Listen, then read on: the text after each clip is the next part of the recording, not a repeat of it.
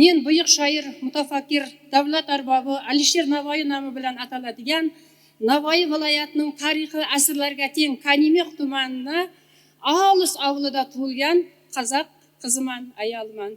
Baxtli bolaligim, ishim, hamma hayotim olis avlida o'tdi. Men shunday paravan hayotda olis avlda hayot kechirib, O'zbekiston o'z uyim, O'zbekiston o'z yelim deb yurgan baxtli onalarning biriman. Kanimixda turli millat vakillari tatu inoq yashaydi.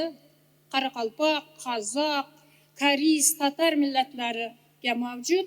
Shuni bilan birga bizning ko'p millatli Kanimix tumanida ham ta'lim 5 tilda olib boriladi. Jami 303 ta umumiy o'rta ta'lim maktablari farzandlarimizga ta'lim tarbiya berib kelmoqda.